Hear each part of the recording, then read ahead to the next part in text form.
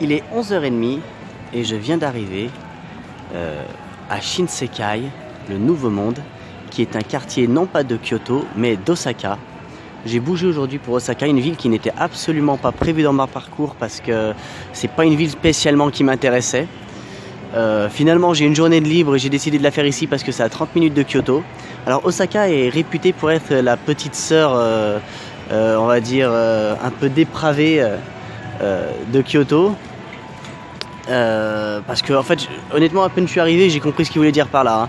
On m'avait déjà dit, tu vas voir Osaka, c'est comme comparer par rapport à Tokyo, c'est comme comparer Paris et Marseille. C'est-à-dire qu'il y en a un qui est beaucoup plus, il se lâche beaucoup plus ici. Alors oui, rien que dans les trains et tout, ça parlait, les gamins criaient. Enfin, je veux dire, c'était beaucoup plus le sol, il y a les mégots. Enfin ouais, on est bien, on pourrait être dans une rue lyonnaise, quoi, enfin ou de Marseille. Enfin, un côté un petit peu plus, je m'en bats les couilles quand même. Hein. Mais pour le coup, je suis venu précisément à Osaka, qui est quand même la 3e plus grande ville du Japon.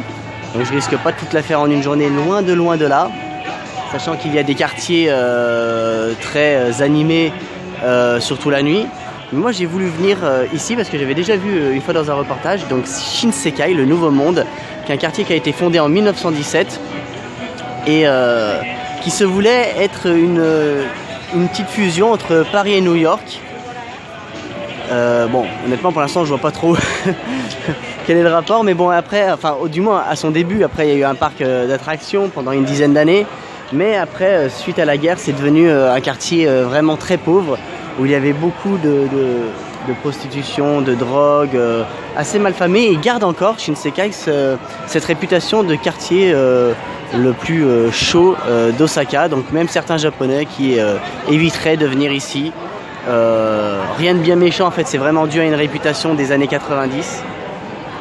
Et donc Shinsekai qui est vraiment un quartier rétro, un quartier un peu très atypique. C'est aussi pour ça que j'ai décidé quand même de venir malgré tout à Osaka pour voir ce fameux quartier un peu bizarroïde. Donc comme vous pouvez le voir, c'est une ambiance très kitsch. C'est vraiment... C'est pas représentatif forcément d'Osaka, hein. C'est vraiment juste représentatif de ce quartier en particulier.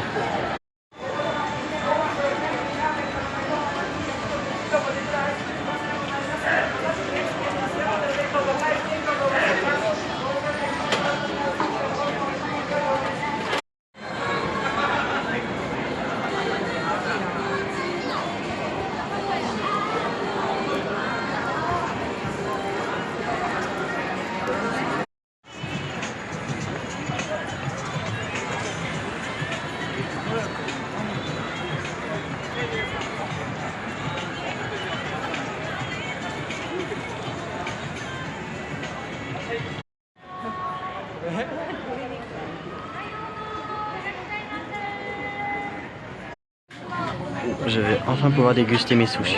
À ce qui paraît, ils sont très bons à Osaka, étant donné que c'est une ville portuaire aussi. Donc, puisque j'ai pas pu les manger à Tokyo, je vais les manger ici. Je sors du restaurant, je me suis régalé. Mais c'était bon. Mais ça a vraiment strictement rien à voir avec les sushis qu'on se paie en France. Hein. Juste à côté de moi, il y avait un japonais et son fils. Il parlait super bien anglais et il m'a abordé direct, d'où vous venez, machin et tout ça, combien de temps, enfin on a papoté. Du coup, c'est vrai que le contact a l'air vraiment beaucoup plus facile avec les Japonais qui vivent à Osaka. Alors, il m'expliquait que sa fille était à Osaka, que son fils était vers Hiroshima et que lui il était à Tokyo, donc pendant la Golden Week justement ils pouvaient se réunir un peu. Mais franchement, non mais souriant, enfin vraiment, et pourtant ça a l'air d'être un mec qui voyage un peu homme d'affaires, mais il avait un côté décontracté qu'ont pas les salaryman quand j'étais à Tokyo par exemple. Pourtant lui il vit à Tokyo, mais là, bon peut-être parce que c'était les vacances aussi, mais il avait une sorte d'accessibilité, on va dire ça comme ça, qui était à la fin quand on est parti en même temps, on avait fini en même temps, il m'a tendu la main pour me la serrer et tout ça. Stephen et tout machin, enfin franchement super bon rapport, donc c'est vrai que la mentalité a l'air assez différente ici, comme on me l'avait dit. C'est incroyable comme ça se ressent en fait. C'est vraiment frappant. Bref, parenthèse terminée. Là maintenant je me dirige vers un quartier dont là tout de suite j'ai oublié le nom, enfin c'est plutôt une rue, qui se veut être la sœur de Akihabara.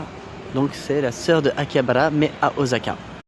Et non pas à Osaka mais à Osaka. On est tellement habitués nous à dire Osaka. Alors que je sais que ça se dit Osaka, que c'est pas un putain de Z. Bref, donc à Osaka. On voit que je commence à arriver parce que ça y est, je commence déjà à retrouver des magasins de composite PC. Et aussi, bah voilà, hein, des filles avec les nichons à l'air. Posées, normal, alors pas la peine de se demander ce qu'il y a comme style de DVD ici. Hein, moins de 18. D'accord. Donc là, on est bien dans l'esprit Akihabara. Enfin là, pour l'instant, avec sex shop et truc de DVD de cul. Et bien sûr, ça va pas tarder des salles de jeu sans doute. Non, on est encore un petit peu dans le... D'accord, on continue dans le sexy, pourquoi pas. Et à côté un magasin évidemment de plus axé... Ce serait bien que je termine mes phrases, là j'ai un peu du mal à terminer mes phrases. Hein. C'est peut-être les conclusions qui sont un peu dures à trouver pour l'instant. Je vais pas vous mentir, je suis un petit peu déçu quand même par cette rue pour l'instant. C'est quelques boutiques de composite PC et beaucoup de hentai, de trucs comme ça quoi. Tout ça, on s'en fout. Là je peux voir en face de moi Taito Station, donc des jeux encore là-bas, mais non, j'ai surtout croisé beaucoup de boutiques de DVD pour adultes, dans les trucs de manga pareil, les trucs voilà, enfin bon bref, c'est un peu si vous aimez les fils électriques et des filles à poil, ben vous êtes au bon endroit quoi. Sinon pour le reste, si vous êtes surtout un fan de manga comme moi et d'animé, je n'y trouve pas spécialement mon compte. Après, je vais pas faire une généralité, hein. J'ai vu aussi d'autres magasins qui étaient plus soft, magasins pour enfants et autres, machin. Et je pense aussi qu'il y a des choses, ouais, voilà, Super Kids Land. Alors je pense que là, il y a plein de trucs super sympas pour les enfants. Mais peut-être que je connais pas spécialement les bonnes adresses, mais les trucs qui sont mis en avant et qu'on voit le plus, c'est quand même ça au départ. Enfin, c'est ça qui m'a le plus tilté, honnêtement. Après, oui, il doit bien y avoir des adresses avec les choses un peu plus classiques que les otaku européens peuvent rechercher. Enfin, les otaku de mon âge, je veux dire. Mais après, voilà, c'est pas la folie. Il y a peut-être un côté un peu plus malsain ici encore qu'à Akihabara. Arrivé dans l'enceinte du parc qui doit mener au château d'Osaka. Je sais pas ce qui s'y passe ici honnêtement, mais il y a que des filles. Je veux dire, c'est abusé. Je suis entouré. Il y a quasiment, enfin je veux dire, encore j'ai traversé, mais il y a des milliers de filles. Je sais pas ce qu'elles attendent. Alors, est-ce qu'il va y avoir un truc d'idol? Je sais pas. Peut-être, allez savoir et allez. Un truc bizarre aussi, c'est qu'il y a plein de filles avec des pancartes, avec quelque chose marqué dessus. Alors, je sais pas si c'est pour faire un tour en compagnie, enfin, ou pour faire visiter le château, je sais pas, mais il y en a 36 000 aussi qui ont ces panneaux. C'est un peu bizarre. Je comprends pas trop l'ambiance pour être honnête. Mais là, je vais essayer maintenant de trouver le chemin du château parce que c'est assez vaste ici. Le voilà enfin, le château d'Osaka. Bon, il y a un peu moins de jeunes filles prépubères en attente de leur groupe de mâles prépubères préférés. Donc ça va être nettement plus simple à partir de là. Reste à aller tout là-bas et essayer de le visiter.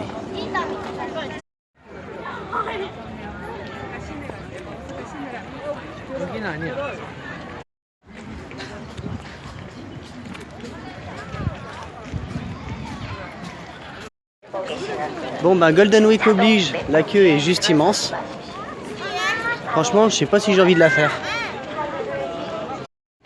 Donc après la longue file d'attente, ça y est, j'y arrive enfin. J'ai même mon petit papier. Je les garde tous, hein, chaque fois, tous les petits trucs, je les garde tous. Ça me fait des mini souvenirs de là où je suis passé. Ça va peser le poids d'un bouquin à la fin, ces conneries. À l'intérieur, j'ai plus l'impression donc que c'est un musée plutôt qu'un château à la manière d'Himeji. Une fois en haut, on a quand même une jolie vue sur la ville.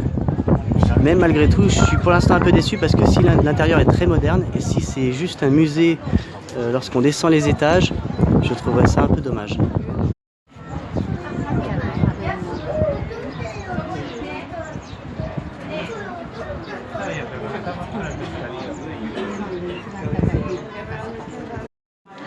Je suis de retour à Kyoto, Gion Corner, je suis de retour dans le quartier de Gion pour pouvoir voir un spectacle, non pas exactement de geisha, mais de maiko. Les maiko, ce sont les apprentis geisha, c'est celles qui vont devenir des geishas. Que la maiko d'aujourd'hui est mamechika, ce qui signifie donc qu'il y a plusieurs maiko qui travaillent ici, et c'est pas forcément toujours les mêmes suivant les jours. Ce qui peut paraître logique parce qu'elles ont autre chose à faire sans doute. Donc voici la salle de spectacle. Donc on va avoir une maiko spécifique aujourd'hui. Comme je disais tout à l'heure, apparemment c'est pas tous les jours les mêmes parce que en dehors de ça, elles doivent faire leur programme d'apprentissage de geisha, donc elles n'ont pas que ça à faire de venir tous les jours. Faire des choses, donc apparemment le spectacle doit être un peu différent tous les jours du coup. Il doit y avoir des choses différentes. Donc oui, alors on n'a pas le programme, hein. On a le programme français. Hein, voilà. Alors j'essaie de faire la pointe, puis après alors, il y a la cérémonie du thé, la musique au koto, l'arrangement des fleurs. Après le bunraku, c'est le théâtre de marionnettes. Et voilà ce qu'on devrait pouvoir observer avec un dépliant. Ah non, il y a d'autres choses. Le gakaku, la musique ancienne, le kyogen, la comédie ancienne, kyomai, danse de Kyoto. Voilà le programme, enfin le programme français.